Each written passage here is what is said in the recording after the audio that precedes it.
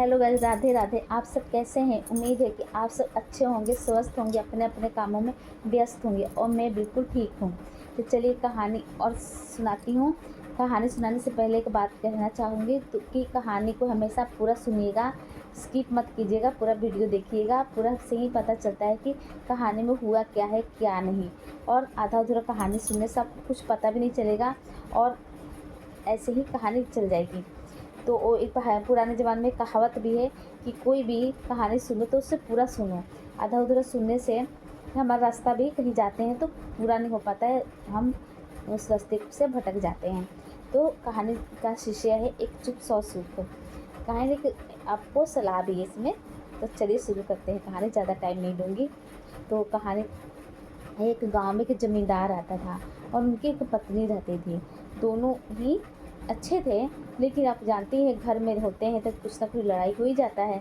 तो हमेशा ही दोनों में कुछ ना कुछ खटपट होती रहती थी। जब पति बोलता तो पत्नी भी ऊंचा ऊंचा बोलती, पत्नी बोलती तो पति भी ऊंचा ऊंचा बोलता। दोनों में लड़ाई होता ही रहता। कभी रसोई में कुछ खाना खराब हो गया, कभी कभी तो हो ही जाता है, कभी हमेशा अच्छा नहीं बना तो पति बहुत ज़ोर ज़ोर से चिल्लाता। कभी कभी कुछ सी चीज़ के लिए पैसे की कमी हो जाए, चाहे किसी चीज़ के लिए होती, दोनों में दिन भर लड़ाई होती ही रहती थी। तो इससे पत्नी बहुत ज़्यादा परेशान हो गई। तो एक दिन वो अपने मायके गई तो वहाँ एक बुजुर्ग औरत थी। तो उसने बुजुर्ग औरत से बोला कि दादी माँ, मैं क्या करूँ, हम तो बहुत परेशान हो गई, हमारे घर में तो इतना लड़ाई होता है, इतना लड़ाई होता है, मैं तो इतना परेशान हो गई, कुछ समझ नहीं आता मैं क्या करूँ। तो उसने बोला, किस लिए परेशान होती हो कि ऐसा लड़ाई होता है? तो बोला, क्या करूँ, मेरे पति हमेशा मेरे पे चिल्लाते रहते हैं, वो चिल्लाते हैं, मैं भी चिल्लाती हूँ, दिन में इतना दोनों में ही खटपट चलती रहती है। तो बूढ़ी औरत बोली, कोई बात नहीं, मैं तुम्हें एक ऐसी दवाई दूंगी कि तुम्हारे घर में बिल्कुल लड़ाई नहीं होगा। जब भी तुम्हारा पति कुछ बोले तो उस दवाई को मुंह में भर लेना, कुछ मत बोलना, मुंह में भर लेना दवाई को और चुप हो जाना। तो फिर ऐसे ही की गई अपने ससुराल। तो फिर की तरह पति आया। फिर पति आकर लड़ाई झगड़ा करने लग गया, बोलने लग गया। पत्नी ने सोचा कोई ना, दवाई को आजमाते हैं। उस दवाई को मुंह में भर लिया और चुप हो गई। जब चुप हो गई तो उसका पति देखा, इतना मैं बोल रहा हूँ, इतना मैं बोल रहा हूँ, वो कुछ बोल ही नहीं रही है, तो भी चुप हो गया। तो इस तरह कई दिन बीत गए। जब भी पति आता लड़ने के लिए मूड में होता, अपनी वो दवाई में भर लेती, फिर वो कुछ नहीं बोल पाता। तो फिर ऐसे ही कुछ दिन बीत गए तो उनके घर में लड़ाई बिल्कुल बंद हो गई। लड़ाई होने नहीं बंद हो गया, जो भी होता चुपचाप खाते पीते चुप हो जाते, पत्नी चुप हो जाती तो पति भी चुप हो जाता। तो दोनों में ही लड़ाई बिल्कुल बंद हो गया। तो फिर अब गई बूढ़ी औरत के पास, बोली, अम्मा, आपने ऐसा क्या दिया था कि आपके कारण हमारे घर में इस दवाई के कारण बिल्कुल लड़ाई बंद हो गया। आप मुझे दवाई बनाने का विधि बता दोगे तो फिर मैं अपने घर में ही दवाई बना लूँगी और फिर हमारे घर में लड़ाई झगड़ा बिल्कुल नहीं होगा। तो बोली, ऐसा कुछ नहीं मैंने बनाया था, इसमें सिर्फ एक सादा पानी था। एक पानी ही तुम मुंह में भर लेती थी और चुप रहती थी, तो जिसके कारण तुम्हारे घर में लड़ाई बंद हो गया। ऐसे ही हम अगर कोई लड़ाई करता है चुप हो जाए तो सामने वाला खुद ही शर्मिंदा हो जाएगा और लड़ाई बंद हो जाता है। तो फिर जो औरत थी तो बहुत खुश हुई, बोली, ये तो बहुत अच्छी बात है आपने बोला, ये तो पानी ही था, मैं समझी दवाई है।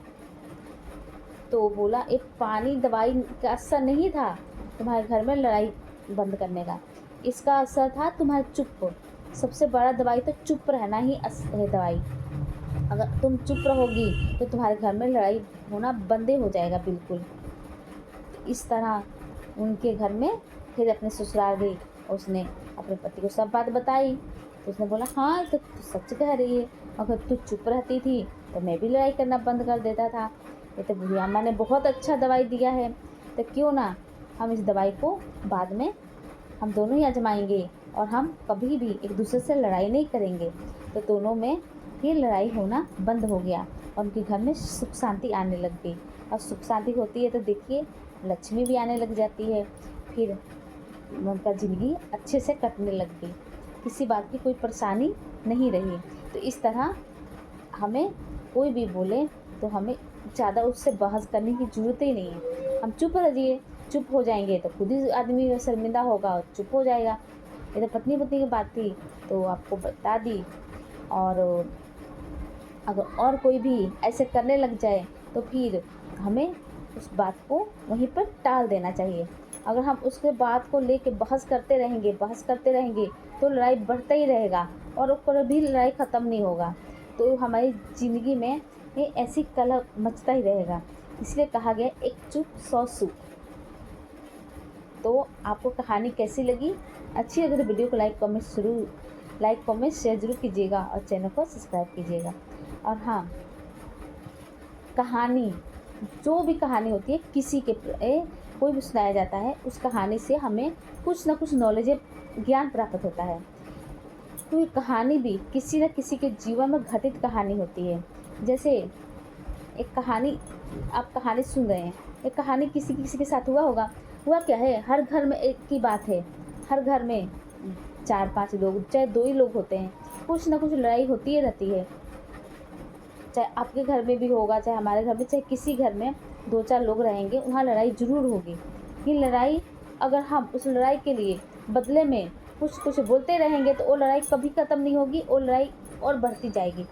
तो आप चुप रहेंगे तो खुद ही लड़ाई शांत हो जाएगी और आपके कुछ भी बोलने की ज़रूरत नहीं है। अगर कोई सामने वाला लड़ने के मूड में है तो वहीं पे छोड़ दो, वो खुद ही बोल के थक जाएगा और लड़ाई बंद हो जाएगी।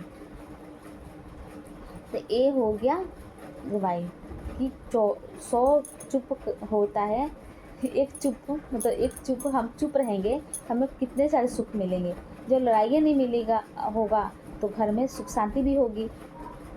तो आप सुख शांति चाहते हैं, आप भी चुप रहना सीख लीजिए। चुप का मतलब ये नहीं कि हम जवाब दें, हम कमज़ोर हैं। हाँ, जहाँ आपको आवाज़ उठाने की आवश्यकता है तो वहाँ आवाज़ ज़रूर उठाइए और अपनी ज़िंदगी को आगे बढ़ाइए। अगर छोटी मोटी बातों में हो रही लड़ाई तो बिल्कुल मत लड़ाई कीजिए, इससे समय बर्बाद होता है और हमारा बहुत ज़्यादा समय बर्बाद होता है। और हम ये उस समय बर्बाद करने से अच्छा है कि हम उस लड़ाई को वहीं से टाल दें और हम बिल्कुल लड़ाई ना करें। क्योंकि लड़ाई करने से मिलेगा क्या? आपका भी नुकसान होगा, हमारा भी नुकसान होगा, तो सामने वाला जो लड़ रहा है उसका नुकसान होगा, हमारा भी नुकसान होगा। तो क्यों ना उस लड़ाई को ही पर टाल दें और हम अपनी ज़िंदगी को आगे बढ़ाएं। अगर आपको कहानी अच्छी लगी तो वीडियो को लाइक कमेंट शेयर जरूर कीजिएगा, चैनल को सब्सक्राइब कीजिएगा।